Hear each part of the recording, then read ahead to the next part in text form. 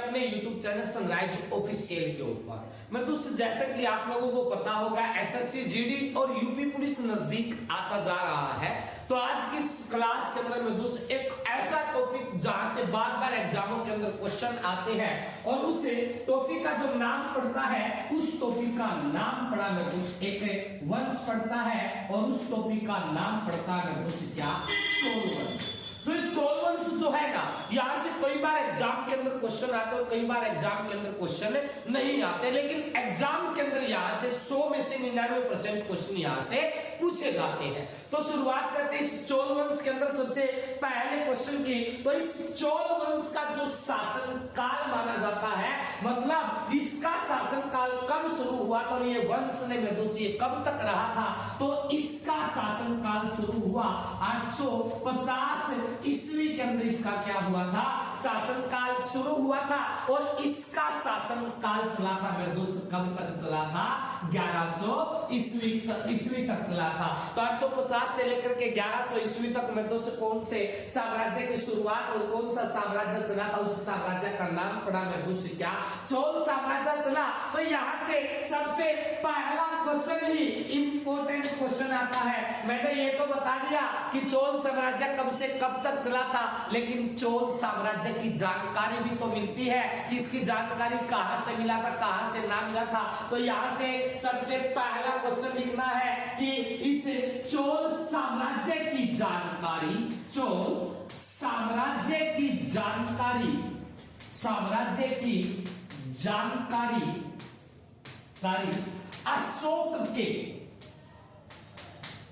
अशोक के शिलालेख से मिलती है। तो इस चोल साम्राज्य की जानकारी एक तो अशोक के शिलालेख से मिलती है, तो यहां से इस बात को याद रखना है, एक तो अशोक के शिलालेख से मिलती है और उस शिलालेख का जो नाम पड़ता है उसका नाम पड़ता है पायलार अभिलेख। तो यह बात याद रख लियो, पायलार नाम का एक अभिलेख है या शिलालेख है और यो जो पायलार नाम का अभिलेख है ना, इस अभिलेख पर आपको किसके बारे में जानकारी मिला है, चोल साम्राज्य के जो शिलालेख या अभिलेख जो है ना, यू शिलालेख या अभिलेख किसका अभिलेख है, अशोक का। और अशोक के जो शिलालेख थे उनकी संख्या जो पड़ती थी, उनकी संख्या पड़ती थी 14। उसके बाद मैंने बताया था गुआलेखों की संख्या थी 13 और शतमलेखा की जो संख्या थी उनकी संख्या कितनी पड़ी थी, 7 पड़ी थी। इनमें से एक अभिलेख एक पायलार अभिलेख था, यह अशोक का अभिलेख था और इस अभिलेख में किसकी जानकारी मिलती है, चोल साम्राज्य की जानकारी मिलती है। इसके बाद ये तो अभिलेख था जहां से चोल साम्राज्य के बारे में पता लगा कि हाँ वास्तव में एक चोल वंश था। इसके बाद जो दूसरी व्यक्ति आता है जिसका नाम पड़ता मेगास्थनीज, और इस मेगास्थनीज की एक किताब है, एक क्या है, किताब है, और उस किताब का जो नाम पड़ता है ना, उस किताब का नाम पड़ा इंडिका। तो यार इस बात में याद रख लियो, इसे मेगास्थनीज की किताब है, उस किताब का जो नाम पड़ा, उस किताब का नाम पड़ता है इंडिका।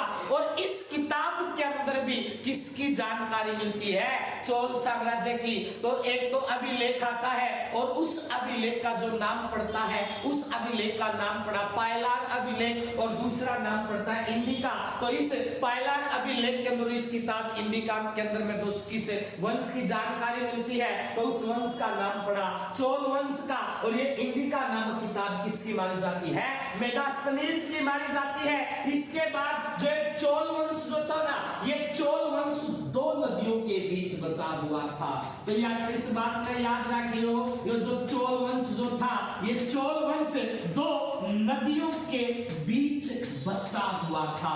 तो यहाँ से अगर कोई व्यक्ति ये पूछा जाता है बसा हुआ था, तो अगर यहाँ से ये पूछा जाता है कि ये चोल वंश किन किन नदियों के बीच बसा हुआ था, तो आपको याद रखना है एक नदी का जो नाम पड़ता है उस नदी का नाम पड़ता है कावेरी नदी, और दूसरी नदी का जो नाम पड़ता है उस नदी का नाम पड़ता है मेरे दोस्त क्या, पेन्नार नदी। तो यार इस बात का याद रखियो, जो ये चोल साम्राज्य जो है ना, ये चोल साम्राज्य किन दो नदियों के बीच बसा हुआ था, एक का नाम पड़ता है कावेरी नदी और दूसरे का नाम पड़ा मेरे दोस्त क्या, पेन्नार नदी। और ये जो कावेरी और पेन्नार नदी का जो बीच का जो स्थान था, इस स्थान के अंदर मेरे दोस्त कौन सा वंश बसा हुआ था, उस वंश का नाम पड़ता है मेरे दोस्त क्या, चोल साम्राज्य बसा हुआ था। इसके बाद क्वेश्चन आता है कि जो नदियों के बीच जो स्थान बसता है उसको क्या कहा जाता है, चोल मंडल कहते हैं। कहने का मतलब जो ये दो नदी जो आई ना, इन दो नदियों के बीच के स्थान को क्या कहा जाता है, तो याद लिख लियो कि दो नदियों के बीच के स्थान को, दो नदियों के बीच के स्थान को, बीच के स्थान को क्या कहा जाता है, आपको याद रखना है चोल मंडल कहा जाता है। तो अगर किसी व्यक्ति का यहां तक कोई डाउट बनता तो मैसेज जरूर डाला करो भाई, दो नदियों के बीच का स्थान को क्या कहा जाता है, चोल मंडल कहा जाता है। इसके बाद जो क्वेश्चन आता है, इसके बाद में क्या क्वेश्चन आता है, इसके बाद यहाँ जो सबसे पहले चोल वंश के अंदर जो राजा आता है, जिसका जो चोल वंश का संस्थापक था, उसका नाम पड़ता है, यहां से लिख लो भाई कि जो चोल वंश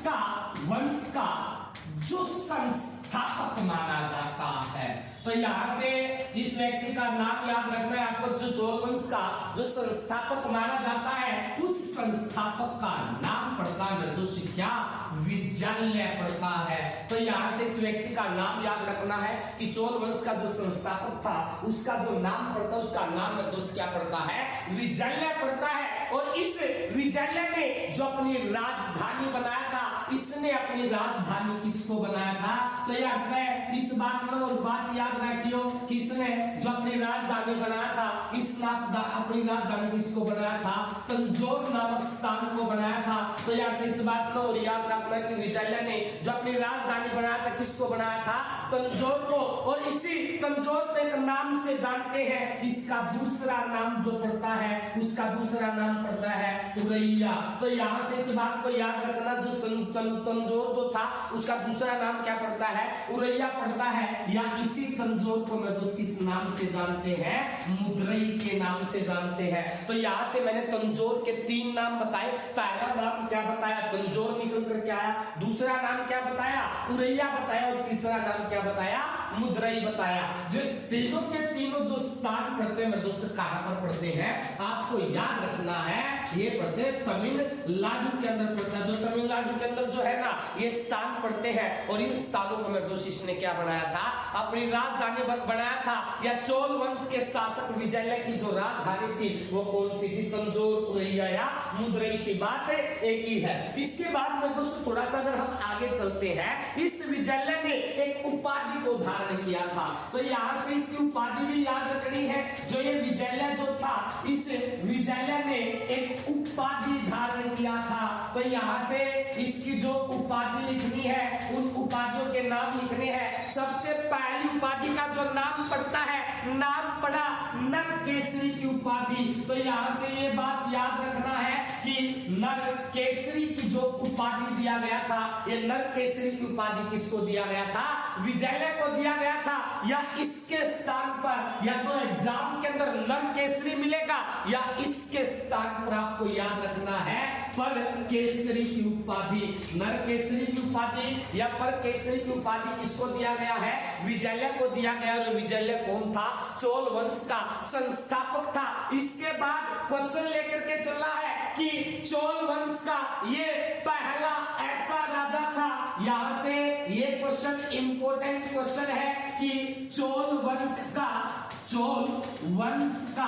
पहला ऐसा राजा है जिसने राजधानी परिवर्तन किया था, जिसने राजधानी, यहां से क्वेश्चन लिखना है, चोल वंश का एक ऐसा राजा था जिसने राजधानी का परिवर्तन किया था। तो यहाँ इस बात को याद रख लोगे, परिवर्तन किया था, ये बात भी याद रख लियो कि चोल वंश का ये पहला ऐसा राजा जिसने क्या किया था, अपनी राजधानी को परिवर्तन किया था। और इसने राजसूय यज्ञ व अश्वमेध यज्ञ करवाया था। तो चोल वंश के अंदर ऐसे व्यक्ति का नाम बताओ जिसने राजसूय यज्ञ व अश्वमेध यज्ञ करवाया था। अश्वमेध यज्ञ करवाया था। तो ऐसे व्यक्ति का नाम बताना है जिसने अपने शासन काल में राजसूय यज्ञ करवाया व दूसरा अश्वमेध यज्ञ करवाया। उस व्यक्ति का जो नाम पड़ता है उसका नाम क्या पड़ा, विजय पड़ता है। यही वो व्यक्ति था जिसने अपने शासन काल के अंदर में दो यज्ञ करवाए थे। एक का नाम पड़ता है राजसूय यज्ञ, दूसरे का नाम पड़ा अश्वमेध यज्ञ करता है। और चोलों का ये एक ऐसा राजा था जो टैक्स के अनुकूल नहीं था, मतलब जो टैक्स के अनुकूल था तो याद नहीं था। यहाँ से इस बात को याद रखना, ये चोल वंश का एक ऐसा राजा था, चोल वंश का एक ऐसा राजा था जो टैक्स के, मतलब जो टैक्स लेते थे ना, उस टैक्स के अनुकूल नहीं था, टैक्स के अनुकूल नहीं था। तो यार इस बात में याद रखियो कि चोल वंश का ऐसा राजा जो टैक्स के अनुकूल नहीं था, तो उस व्यक्ति का नाम क्या पड़ता है, उसका नाम पड़ता है मतलब क्या पड़ता है, विजय पड़ता है। इसके बाद आपको याद रखना है ये विजय चोल वंश का एक ऐसा राजा था, चोल वंश का एक ऐसा राजा था जो श्रीलंका के खिलाफ,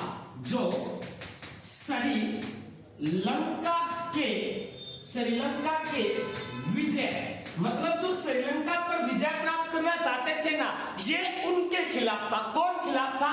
चोल वंश का जो संस्थापक विजय था ना, ये उनके खिलाफ था कि श्रीलंका पर आप विजय प्राप्त करना चाहते हो, मैं इस चीज के खिलाफ हूं। और इसी चोल वंश के शासक विजय ने सबसे पहले क्या किया था, मंदिरों के अंदर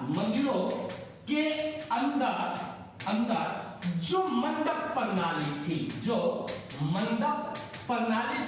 और उस मंडप प्रणाली को जो सबसे पहले समाप्त किया था, वो समाप्त किसके द्वारा किया गया था, विजय के द्वारा किया गया था। इसके बाद क्वेश्चन लिखना है, और ये दक्षिणी भारत का एकमात्र ऐसा राजा था जो संगीत पर आधारित कई अभिलेखों की रचना की थी। तो यहां से इस बात को याद रखना, ये दक्षिणी भारत का ये एक ऐसा राजा था, ये एक ऐसा राजा था जिसने संगीत पर आधारित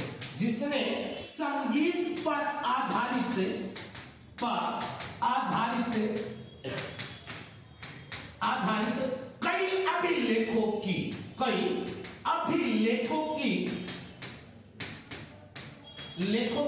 रचना किया था।